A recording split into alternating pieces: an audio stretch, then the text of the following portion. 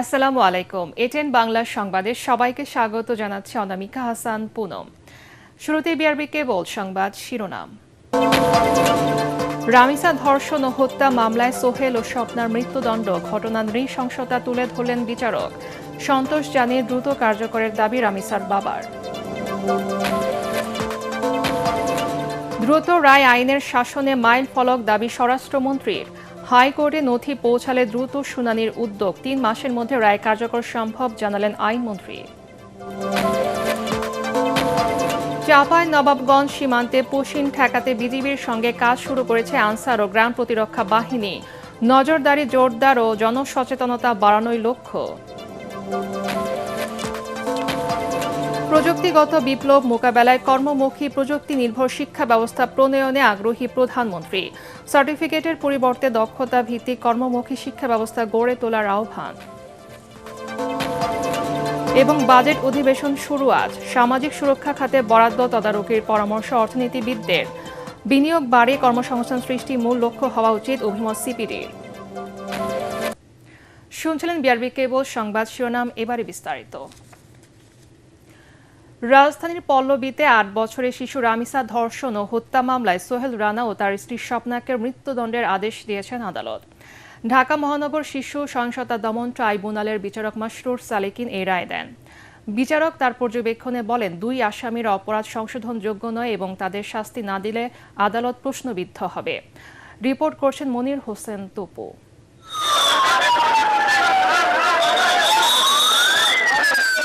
রায় ঘোষণার নির্ধারিত দিনে সকালে আলোচিত এ মামলার অভিযুক্ত সোহেল রানা ও তার স্ত্রী স্বপ্নাকে আদালতে হাজির করে পুলিশ। কড়া নিরাপত্তায় তাদের নেওয়া হয় বিচারকের এজলাসে। এর আগে আদালতে আসেন রামিসার পরিবারের সদস্যরা। জনাকীর্ণ আদালতে দেশব্যাপী আলোড়ন সৃষ্টি করা এ মামলার রায় ঘোষণা করেন ঢাকা মহানগর শিশু সহিংসতা দমন ট্রাইব্যুনালের বিচারক মাসরুর সালেকিন। বেলা ১১টায় রায় ঘোষণা শুরু করেন বিচারক। প্রায় ১.৫ ঘন্টার এ রায়ে রামিসাকে ধর্ষণ ও হত্যার অভিযোগ সন্দেহাতীতভাবে প্রমাণিত হওয়ায় প্রধান অভিযুক্ত সোহেল রানা ও তার স্ত্রী স্বপ্না খাতুনকে মৃত্যুদণ্ড দেন। একই সাথে সোহেল রানার ৫ লাখ টাকা জরিমানা ও স্বপ্নার ২ লাখ টাকা জরিমানা করেন আদালত। এই মামলার রায় মূলত ৪ কার্যদিবসে সম্পন্ন হয়েছে এবং এই ৪ কার্যদিবসে অনেকে বলতে পারেন ৫ কার্যদিবস, কিন্তু আইন অনুযায়ী ৪ কার্যদিবসে হয়েছে। এই ৪ কার্যদিবস অথবা সাধারণভাবে ৫ কার্যদিবসে বললেও ভুল হবে না। সেই নিরিখে এটা একটি মাইল ফলক হয়ে থাকবে এই ধরনের অপরাধ দমনের ক্ষেত্রে। বিচারকের অবজারভেশনে উনি বলেছেন যে এই ঘটনা সারা জাতিকে যেমনি নাড়া দিয়েছে এবং সমাজের যে আমাদের যে সমাজের যে অবস্থা, সে অবস্থায় সমাজের শিশুদেরকে এই ধরনের ঘটনা থেকে রক্ষা করার জন্য এবং মানুষের ভিতরে সচেতনতা সৃষ্টি করার জন্য এইটা একটি দৃষ্টান্তমূলক একটা বিচার এবং দৃষ্টান্তমূলক অপরাধের শাস্তি হিসাবে এটা আমাদের এই আইনের অঙ্গনে এটা বিরাজ করবে। এই আসামি আদালতের নিকট ১৬৪ দ্বারা জবানবন্দিও দিয়েছিল এবং মাননীয় বিচারিক আদালতের নিকটও সে নিজেকে দোষ স্বীকার করে অনুকম্পা চেয়েছে। সেহেতু এই আসামি এই কথিত চাঞ্চল্যকর ঘটনার সাথে এই সংশ্লিষ্ট নিজেই স্বীকার করেছে এবং সে ছাপা সাক্ষী দেয় নেই। আমি যেহেতু সে ছাপা সাক্ষী দেয় নাই, তার মানে সে অপরাধী, যে অপরাধী প্রকৃত তার সাজা পেয়েছে, ন্যায় বিচার নিশ্চিত হয়েছে আমি মনে করি। রায়ে সন্তোষ প্রকাশ করে দ্রুত কার্যকরের দাবি জানিয়েছেন রামিসার পিতা।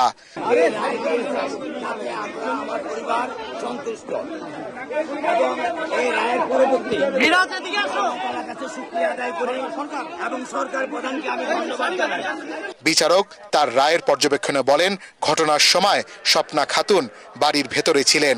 পর্যাপ্ত সুযোগ থাকা সত্ত্বেও তিনি আসামি সোহেল রানাকে আটকানোর চেষ্টা না করে পালিয়ে যেতে সহায়তা করেছেন। এমনকি হত্যার সময়ও তিনি ঘটনাস্থলে উপস্থিত ছিলেন। শিশু রামিসাকে ধর্ষণ ও হত্যা করেছেন সোহেল রানা এবং এই অপরাধে তাকে সহায়তা করেছেন তার স্ত্রী স্বপ্না খাতুন। এদিকে ঘটনার পর প্রধানমন্ত্রী তারেক রহমান 1 মাসের মধ্যে অপরাধীদের সর্বোচ্চ শাস্তি নিশ্চিতের ঘোষণা দেন। সে অনুযায়ী রেকর্ড 5 দিনে চার্জশিট, 1 জুনে অভিযোগ গঠন এবং মাত্র 1 দিনে 16 জন সাক্ষীর সাক্ষ্য গ্রহণ শেষ করে আদালত চলতি মাসের 1 তারিখে বিচারক মাসরুর সালেকিন আসামিদের বিরুদ্ধে অভিযোগ গঠন করেন। মাত্র 5 কর্মদিবসের মধ্যে রায় ঘোষণা করা হয়। গত 19 মে পল্লবীর মিল্লাত ক্যাম্প এলাকার একটি ফ্ল্যাটে প্রতিবেশী সোহেল রানা নিজের ঘরে নিয়ে যায় রামিসাকে। সেখানে তাকে ধর্ষণের পর অত্যন্ত নির্মমভাবে গলা কেটে হত্যা করে। পরে বাথরুমের বালতি থেকে রামিসার বিচ্ছিন্ন মাথা এবং খাটের নিচ থেকে খণ্ডিত মরদেহ উদ্ধার করে পুলিশ।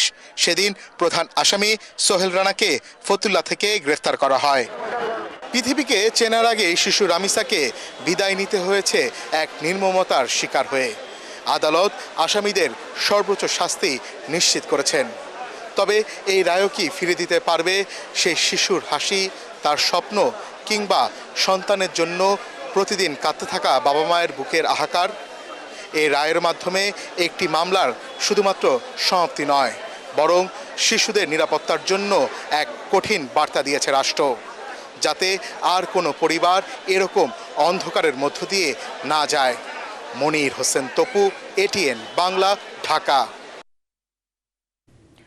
দ্রুত সময়ে শিশু রামিসা হত্যা মামলার রায় ঘোষণার মাধ্যমে আইনের শাসন প্রতিষ্ঠিত হয়েছে বলে মন্তব্য করেছেন স্বরাষ্ট্রমন্ত্রী সালাউদ্দিন আহমদ।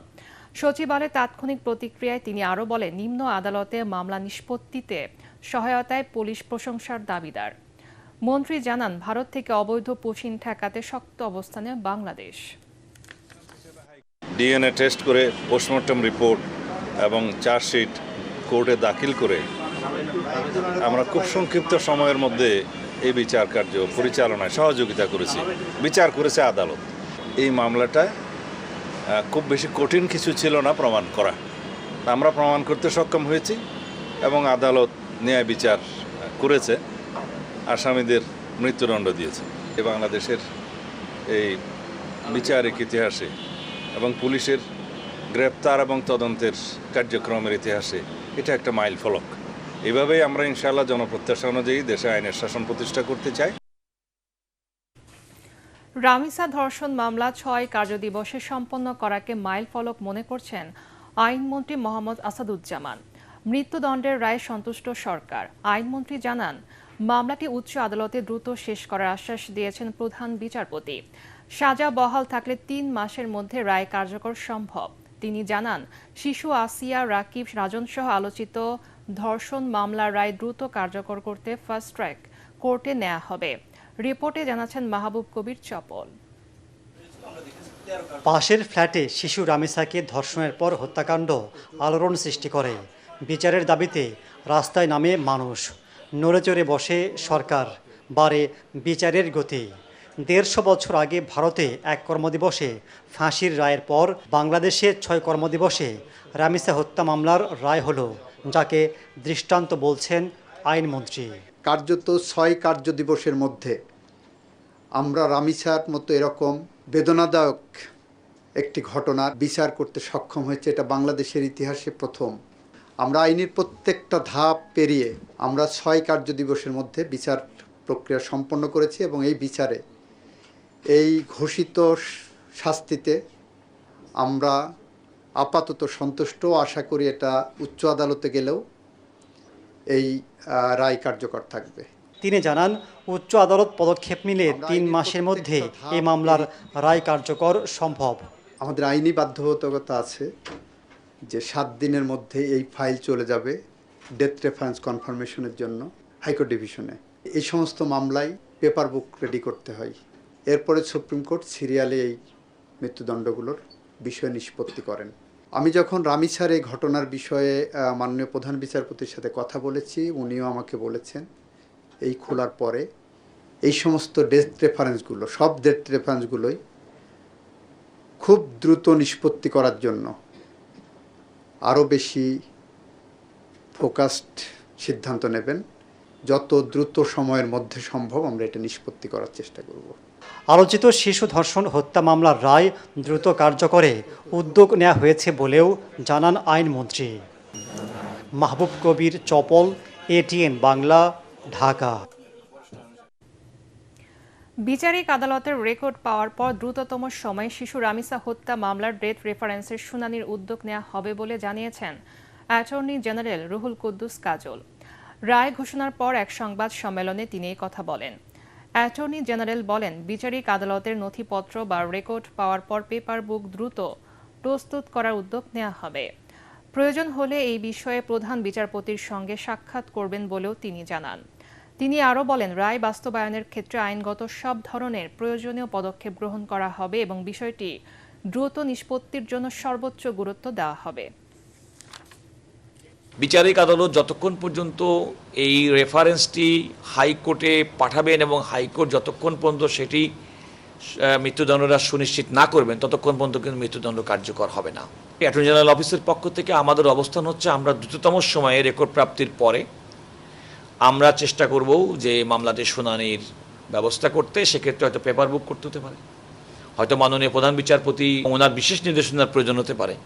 দ্রুততম সময়ের মামলার এই বিচারটিও প্রাসঙ্গিক যে কাজগুলো আছে সে কাজগুলো সম্পন্ন করা, এবং আমরা চেষ্টা করব যে এই প্রক্রিয়াটা সম্পন্ন হলে যত দ্রুত সম্ভব আপিলটা নিষ্পত্তি করার উদ্যোগ গ্রহণ করব।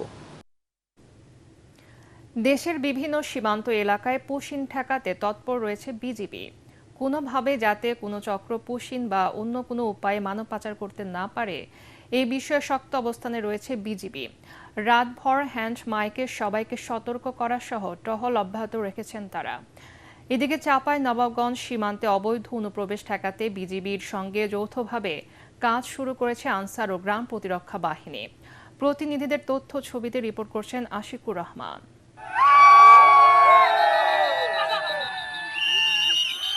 লালমনিরহাটের আদিতমারি, হাতিবান্ধা ও পাটগ্রাম সীমান্ত দিয়ে নারী ও শিশুসহ ৩৩ জনকে বাংলাদেশে প্রবেশ করানোর চেষ্টা করেছে বিএসএফ।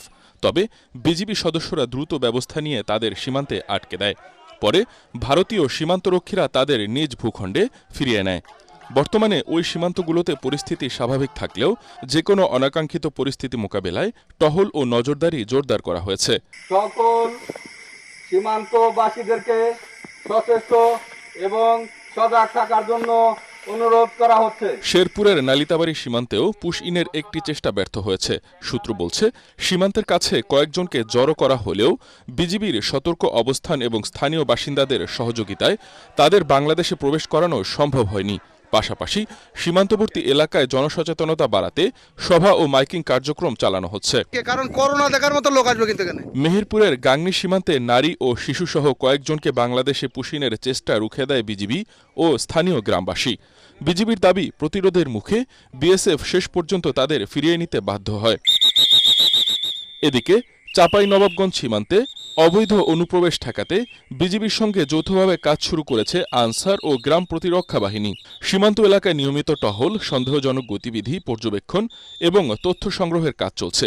পাশাপাশি পুশিনের সঙ্গে জড়িত থাকতে পারে এমন বাংলাদেশি দালালদের শনাক্ত করে আইনের আওতায় আনতে গোয়েন্দা তৎপরতাও জোরদার করা হয়েছে। আশিকুর রহমান, এটিএন বাংলা।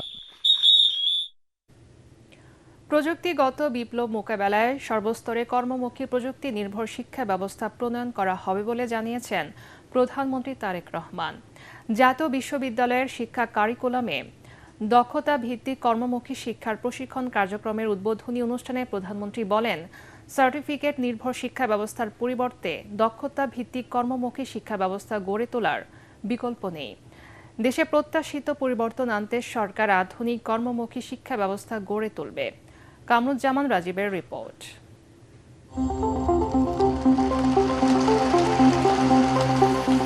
দক্ষতা আর প্রযুক্তিতে গর্ব দেশ, সবার আগে বাংলাদেশ শিরোনামে রাজধানীর চীন মৈত্রী সম্মেলন কেন্দ্রে কর্মমুখী শিক্ষার প্রশিক্ষণ কার্যক্রমের উদ্বোধন করেন প্রধানমন্ত্রী তারেক রহমান। অনুষ্ঠানে প্রধানমন্ত্রীর উপদেষ্টা ও শিক্ষামন্ত্রী বলেন, উচ্চশিক্ষাকে সনদ নির্ভর না করে জীবনমুখী শিক্ষা ব্যবস্থা প্রবর্তনই সরকারের লক্ষ্য। জাতীয় বিশ্ববিদ্যালয়ে শিক্ষা কারিকুলামে পরিবর্তনের সূচনার মাধ্যমে শিক্ষার্থীদের মানব সম্পদে পরিণত করতে চায় সরকার। আজকে বাংলাদেশে গ্রোয়িং সেক্টর হচ্ছে ইন্ডাস্ট্রি একাডেমিক একটা গ্যাপ রয়েছে। এই গ্যাপকে আমাদের অ্যাড্রেস করতে হবে। সেজন্য মাননীয় প্রধানমন্ত্রী এই ডিবেটকে সবচেয়ে বেশি গুরুত্ব দিয়ে যাচ্ছে। প্রধান অতিথির বক্তব্যে প্রধানমন্ত্রী বলেন, আধুনিক বিশ্বের সাথে তাল মিলিয়ে শিক্ষাক্রমকে সময় উপযোগী ও বাস্তবমুখী করার উদ্যোগ নিয়েছে সরকার। প্রযুক্তি নির্ভর শিক্ষা রাষ্ট্রের অর্থনৈতিক প্রবৃদ্ধি ও সক্ষমতা তৈরির অন্যতম নিয়ামক। প্রযুক্তিগত বিপ্লব মোকাবেলায় সার্টিফিকেট নির্ভর শিক্ষা ব্যবস্থার পরিবর্তে বর্তমানে দক্ষতা ভিত্তিক, প্রযুক্তি নির্ভর এবং বাস্তব ও কর্মমুখী শিক্ষা ব্যবস্থার গড়ে তোলার মনে হয় কোনো বিকল্প নেই। এমন বাস্তবতায় বর্তমান সরকার অগ্রাধিকার ভিত্তিতে প্রাথমিক পর্যায় থেকে শুরু করে সর্বোচ্চ স্তর পর্যন্ত শিক্ষা কারিকুলামকে বাস্তব ভিত্তিক, বহুমুখী, কর্মমুখী এবং প্রযুক্তি নির্ভর করার কাজ ইতিমধ্যে শুরু করেছে। সরকার প্রধান বলেন, প্রযুক্তিগত উৎকর্ষতার পাশাপাশি মানবিক মানুষ হওয়ার জন্য নৈতিক শিক্ষার বিকল্প নেই। ছাত্র ও যুবশক্তিকে প্রযুক্তি ও জ্ঞান বিজ্ঞানে দক্ষ করা গেলে দেশ উন্নতির শিখরে পৌঁছবে উল্লেখ করে প্রধানমন্ত্রী বলেন, জাতীয় উন্নয়ন একক ব্যক্তি বা প্রতিষ্ঠানের কাজ নয়, এটি একটি সম্মিলিত যাত্রা। তারুণ্য এবং ছাত্র যুবশক্তিকে যদি প্রযুক্তিতে, জ্ঞানে, বিজ্ঞানে দক্ষ মানব সম্পদে রূপান্তর করা যায়, তাহলে আমি ব্যক্তিগতভাবে দৃঢ়ভাবে বিশ্বাস করি সেদিন হয়তো বেশি দূরে নয় যেদিন স্বনির্ভর, সমৃদ্ধ, স্বনির্ভর বাংলাদেশ হয়ে উঠতে পারে বিশ্বের কাছে একটি রোল মডেল। আমি দৃঢ়ভাবে বিশ্বাস করি আমরা যদি ঐক্যবদ্ধভাবে কাজ করি তাহলে আমাদের যে অগ্রযাত্রা আমরা প্রত্যাশা করি সেই অগ্রযাত্রাকে কেউ ইনশাল্লাহ রুদ্ধ করতে পারবে না। কর্মমুখী শিক্ষা ব্যবস্থার মাধ্যমে জনসংখ্যাকে জনসম্পদে রূপান্তর করাই সরকারের লক্ষ্য বলেও জানান প্রধানমন্ত্রী তারেক রহমান। কামরুজ্জামান রাজীব, এটিএন বাংলা, ঢাকা। ত্রয়োদশ জাতীয় সংসদের প্রথম বাজেট অধিবেশন শুরু হচ্ছে আজ। বিএনপি সরকার গঠনের পর এটি হতে যাচ্ছে সংসদের প্রথম বাজেট অধিবেশন। অর্থমন্ত্রী আমির খসরু মাহমুদ চৌধুরী আগামী 11 জুন 2026-27 অর্থ বছরে 9,30,000 কোটি টাকার প্রস্তাবিত জাতীয় বাজেট সংসদে উপস্থাপন করবেন, যা পাশ হবে 30 জুন। আর 15 জুন পাশ হবে সম্পূরক বাজেট। প্রধানমন্ত্রীর সভাপতিত্বে শনিবার সংসদ ভবনে অনুষ্ঠিত সভা শেষে ব্রিফিংয়ে এসব তথ্য জানান চিফ হুইপ নুরুল ইসলাম মনি। সংবিধানের 72 অনুচ্ছেদের দফায় 1 প্রদত্ত ক্ষমতা বলে গত 7 মে রাষ্ট্রপতি মোহাম্মদ শাহাবুদ্দিনের সংসদের বাজেট অধিবেশন আহ্বান করেন। এর আগে ত্রয়োদশ জাতীয় সংসদের প্রথম অধিবেশন গত 30 এপ্রিল সমাপ্ত হয়। ওই অধিবেশনে 25 কার্যদিবসে মোট 94টি বিল পাশ হয়। অর্থনৈতিক মন্দার কঠিন চ্যালেঞ্জ এবং পাহাড় সমান ঋণের বোঝা মাথায় নিয়ে এবারের বাজেটে শুধু বরাদ্দ বাড়ালেই চলবে না, প্রয়োজন ব্যয় দক্ষতা। বিশেষজ্ঞরা বলছেন, সামাজিক সুরক্ষা খাতে বরাদ্দকৃত অর্থ প্রকৃত দাবিদারের কাছে পৌঁছাচ্ছে কিনা তা তদারকি করতে হবে। পাশাপাশি উপকারভোগীরা প্রাপ্ত অর্থ কোন কাজে ব্যবহার করবে সেটারও সুস্পষ্ট দিক নির্দেশনা থাকা প্রয়োজন। মুশফিকুর রহমানের রিপোর্ট।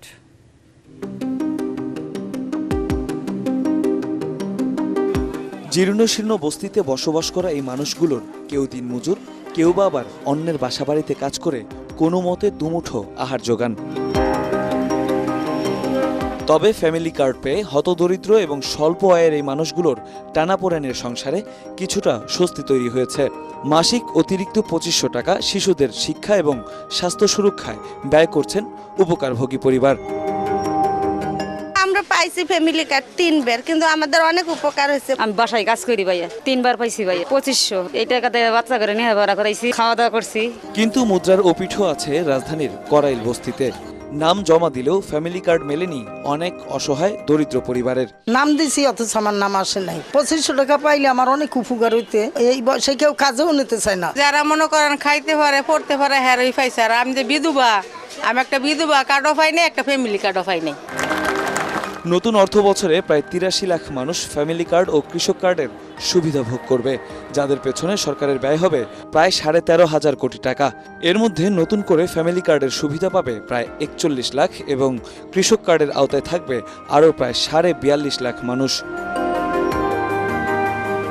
প্রতিবন্ধী উপকারভোগীদের সংখ্যা বাড়ছে প্রায় 3.5 লাখ। ভাতা দ্বিগুণ হচ্ছে জটিল রোগে আক্রান্তদের। মা ও শিশু সুরক্ষা কর্মসূচিতে বছর জুড়ে ভাতা বাড়বে প্রায় 100 কোটি টাকা। এছাড়া বীর মুক্তিযোদ্ধাদের সম্মানী ভাতাও বাড়ছে। এ খাতে প্রায় 8,500 কোটি টাকা বরাদ্দ দেবে সরকার। এছাড়া মাসিক 50 টাকা করে বাড়ানো হয়েছে বয়স্ক ও বিধবা ভাতা। নতুন অর্থবছরে জুলাই যোদ্ধা এবং শহীদ পরিবারের সদস্যদের পেছনে সরকারের ব্যয় ধরা হয়েছে 237 কোটি টাকা। ধর্মগুরুদের দেয়া হবে 1082 কোটি টাকা। থাকছে কর্মহীন শ্রমিকদের জন্য 5,000 টাকা করে 22 কোটি টাকার নতুন বরাদ্দ। তবে কেবল বরাদ্দ থাকলেই চলবে না, তা বন্টনে অব্যবস্থাপনা দূর করার পরামর্শ দেন অর্থনীতিবিদ ও সমাজকর্মীরা। প্রকৃত হতদরিদ্র ও স্বল্প আয়ের মানুষের মধ্যে বরাদ্দের টাকা ঠিকমতো পৌঁছাচ্ছে কিনা তা নিশ্চিত করার তাগিদ দেন তারা। সুবিধাভোগী চিহ্নিত করা, এখানে দুর্বলতা থাকে। কারা, যাদের পাওয়ার কথা ওরা পাচ্ছে কিনা। সামাজিক সুরক্ষায় এই কৌশলী চিন্তার একটা প্রয়োজন আছে, চিহ্নিত দুর্বলতাগুলো বাদ দেওয়ার একটা প্রয়োজন আছে, আর নিবিড়ভাবে মনিটরিং, বিশেষ করে যে ফ্যামিলি কার্ড, কৃষক কার্ড, এগুলো নিয়ে তো বেশ উৎসাহ তৈরি হয়েছে। এখানে খুবই প্রয়োজন যে ইন্ডিপেন্ডেন্ট মনিটরিংটা দরকার। বরাদ্দ যোগানটা আছে কিনা, অর্থের যোগানটা, ব্যয় দক্ষতা কিন্তু সবচেয়ে জরুরি আজকে বাজেটে। সামাজিক সুরক্ষা খাতে বরাদ্দকৃত অর্থ ব্যয়ে স্বচ্ছ এবং নিরপেক্ষ ভূমিকা রাখতে পারলে পিছিয়ে পড়া জনগোষ্ঠীর ব্যাপক উন্নয়ন সম্ভব বলে মনে করছেন বিশেষজ্ঞরা। বাজেট আসে, বাজেট যায়, বরাদ্দ হয়, তবে নিম্ন এবং মধ্যবিত্তের ভাগ্যের পরিবর্তন কতটা ঘটে সেই প্রশ্ন কিন্তু থেকেই যায়। তারেক রহমান সরকারের প্রথম বাজেট সব শ্রেণী পেশার মানুষের মধ্যে আশার আলো জ্বালাবে, নাকি নিম্ন ও মধ্যবিত্তের ওপর চাপ আরও বাড়বে, এটাই এখন দেখার বিষয়। মুশফিকুর রহমান, এটিএন বাংলা, ঢাকা। এবার বাজেটে মূল্যস্ফীতি নিয়ন্ত্রণ করে বিনিয়োগ বাড়িয়ে কর্মসংস্থান সৃষ্টি করাই মূল লক্ষ্য হওয়া উচিত বলে মনে করেন Centre for Policy Dialogue CPD নির্বাহী পরিচালক ডক্টর ফাহমিদা খাতুন। এটিএন বাংলা আয়োজিত প্রাক বাজেট আলোচনায় তিনি এই কথা বলেন। এই সময় এটিএন বাংলার বার্তা পরিচালক ও ডিবেট ফর ডেমোক্রেসির চেয়ারম্যান হাসান আহমেদ চৌধুরী কিরণ বলেন, বন্ধ শিল্প কারখানা পুনরায় চালুর লক্ষ্যে প্রস্তাবিত 60,000 কোটি টাকার প্রণোদনা প্যাকেজ সরকারের সময় উপযোগী ও সাহসী উদ্যোগ। মনির হোসেন তপুর রিপোর্ট। এই বাজেটটাকে সংকট উত্তরণের বাজেট হিসেবে আমরা আখ্যায়িত করতে চাচ্ছি। দেশের অর্থনীতি বর্তমানে নানা চ্যালেঞ্জের মুখোমুখি। উচ্চ মূল্যস্ফীতি, বিনিয়োগের ধীরগতি, কর্মসংস্থানের সীমাবদ্ধতা এবং বৈদেশিক মুদ্রার চাপের মধ্যেই নতুন বাজেট ঘোষণা করতে যাচ্ছে সরকার। এমন প্রেক্ষাপটে এটিএন বাংলার আয়োজনে অনুষ্ঠিত হয় সংকট উত্তরণের বাজেট শীর্ষক প্রাক বাজেট আলোচনা। বিশেষ গোষ্ঠীর সুবিধা পাবে, সমগ্র যারা মানুষ তারা পাবে না, সেটি কিন্তু হবে না বলে অর্থনৈতিক গণতন্ত্রের কথা বলছে। আলোচনায় সিপিডির নির্বাহী পরিচালক ডক্টর ফাহমিদা খাতুন বলেন, অর্থনীতির মূল সূচকগুলো নিম্নমুখী হওয়ার কারণে বিনিয়োগকারীদের আস্থা ফিরিয়ে সঠিক সময়ে অর্থ বরাদ্দ এবং নজরদারি জোরদার করে সরকারের কর্মসূচিগুলো বাস্তবায়নের তাগিদ দেন। খরচটা করলে খরচটা যাতে সাশ্রয়ীভাবে হয়, তাহলেও কিন্তু আপনার এই মূল্যস্ফীতির লাগামটা কিছুটা টেনে ধরা যাবে। উচ্চ মূল্যস্ফীতির সময়ে এই বাজেটটা হবে একটা স্বস্তি দেওয়ার বাজেট, এবং সেজন্য ওই সামাজিক নিরাপত্তা বেষ্টনীতে আরো বেশি বরাদ্দ রাখতে হবে। এ সময় অনুষ্ঠানটির সঞ্চালক, এটিএন বাংলার বার্তা পরিচালক ও ডিবেট ফর ডেমোক্রেসির চেয়ারম্যান হাসান আহমেদ চৌধুরী কিরণ বলেন, অর্থনীতির বর্তমান সংকট মোকাবেলা করে টেকসই প্রবৃদ্ধির পথে এগিয়ে যেতে জনকল্যাণ, কর্মসংস্থান এবং বিনিয়োগ বান্ধব নীতিকে প্রাধান্য দিতে হবে। বিগত অন্তর্বর্তীকালীন সরকার এবং তার আগেও আমরা দেখেছি যে অনেকগুলি কলকারখানা বন্ধ হয়ে গিয়েছিল। সে অবস্থার প্রেক্ষাপটে সরকার একটা সাহসী উদ্যোগ নিচ্ছে বলে আমার কাছে মনে হচ্ছে, এবং সময়োপযোগী উদ্যোগ। সেটি হচ্ছে যে 60,000 কোটি টাকার একটা প্রণোদনা প্যাকেজ সরকার নিয়ে আসছে বাংলাদেশ ব্যাংকের পক্ষ থেকে। নতুন সরকার এসছে, তারা নিরঙ্কুশ বিজয় লাভ করে তারা সরকার গঠন করেছে। তাদের প্রতি জনগণের যে প্রত্যাশা, সেই প্রত্যাশার জায়গায় যাতে কোনো ঘাটতি না হয় সেদিকেই অত্যন্ত মুনশিয়ানার সাথে, অত্যন্ত বুদ্ধিমত্তার সাথে এই বাজেট প্রণয়ন করতে হবে। আলোচনায় বক্তারা বলেন, নতুন বাজেটে সাধারণ মানুষের প্রত্যাশার প্রতিফলন থাকতে হবে। একই সঙ্গে ব্যবসা বান্ধব পরিবেশ নিশ্চিত করে বিনিয়োগ ও কর্মসংস্থান বাড়ানোর উপর জোর দেওয়ার আহ্বান জানান তারা। যারা নিম্ন মধ্যবিত্ত আয়ের মানুষ, সে মানুষের জন্য যাতে এই বাজেট কোনো রকম চাপ তৈরি না করে। মনির হোসেন তপু, এটিএন বাংলা, ঢাকা। জনপ্রত্যাশা পূরণ করবার জন্য এবারে বিশ্বকাপ ফুটবলের খবর।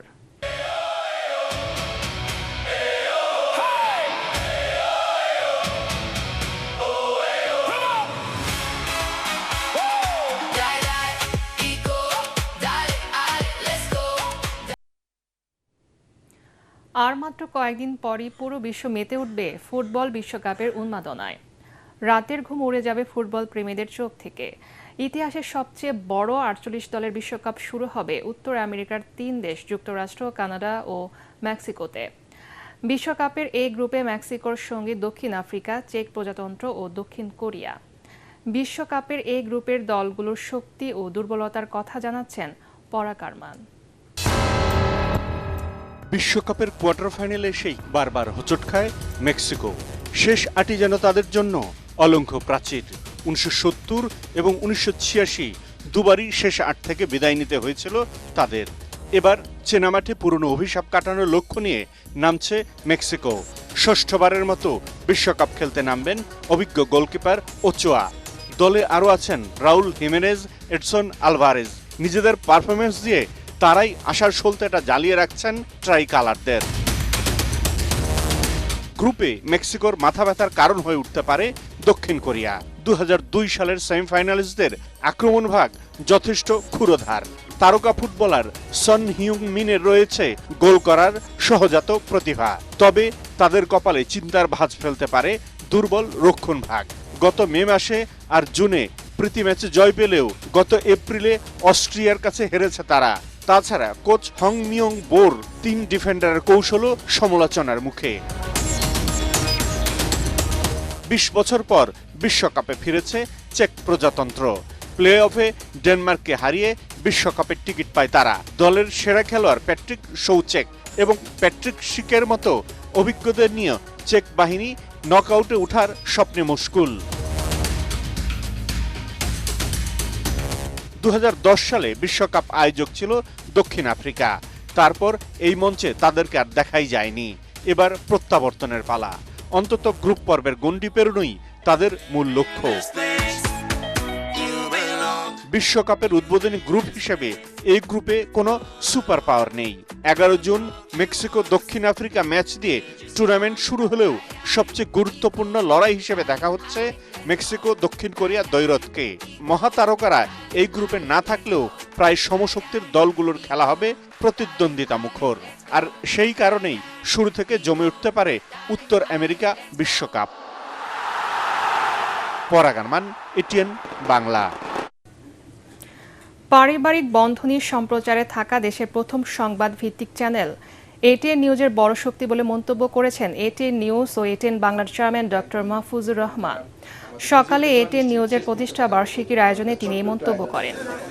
কেক কেটে প্রতিষ্ঠা বার্ষিকী উদযাপনের উদ্বোধন করে ডক্টর মাহফুজুর রহমান বলেন, 16 পেরিয়ে 17 বছরের পথ চলায় বস্তুনিষ্ঠ সংবাদ পরিবেশনের চেষ্টা যেমন ছিল, তেমনি ছিল সাধারণ মানুষের চ্যানেল হয়ে ওঠার আন্তরিক প্রয়াস। আগামীর পথ চলাতেও দর্শকদের ভালোবাসা নিয়ে এগিয়ে যাবে বলেও প্রত্যাশা তার।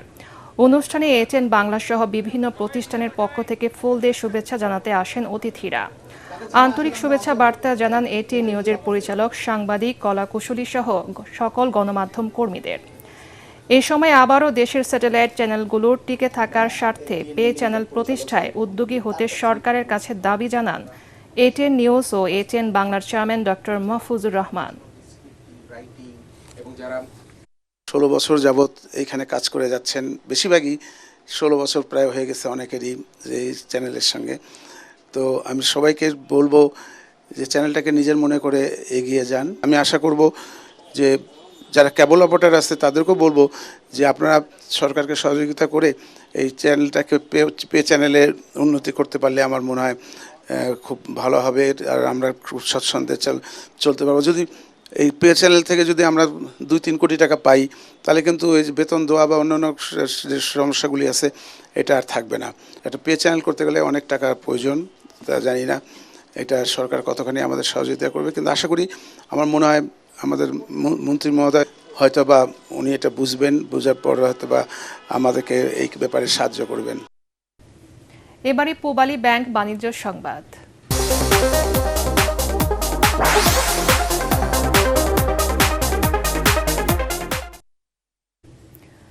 ধান ও অন্যান্য ফসলের তুলনায় কম খরচে বেশি লাভ হওয়ায় বগুড়ায় ভুট্টা চাষে ঝুঁকছেন কৃষকরা।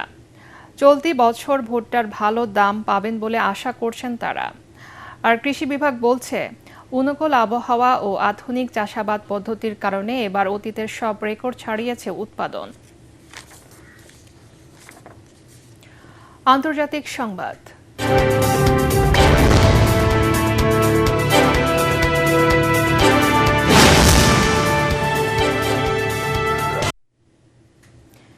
এবার সরকার পতন আন্দোলনে উত্তাল বলিভিয়া।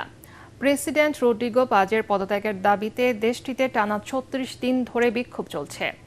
আন্দোলনের কারণে রাজধানী লা পাজে ১ মাসের বেশি সময় ধরে খাদ্য ও জ্বালানি সংকট দেখা দিয়েছে। সকালে দেশের বৃহত্তম কৃষি ও শিল্পাঞ্চল সান্তা ক্রুজ থেকে বিক্ষোভ দমন করতে গিয়ে পিছু হটতে বাধ্য হয় আইনশৃঙ্খলা বাহিনী। এ সময় ২ পুলিশ সদস্য আহত ও ১ কৃষক নিহত হন।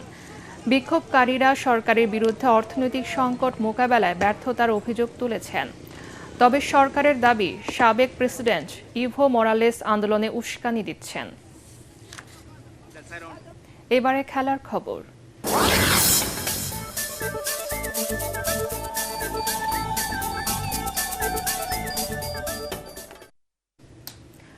বাংলাদেশ ক্রিকেট বোর্ড বিসিবি পরিচালনা পর্ষদে নির্বাচন চলছে।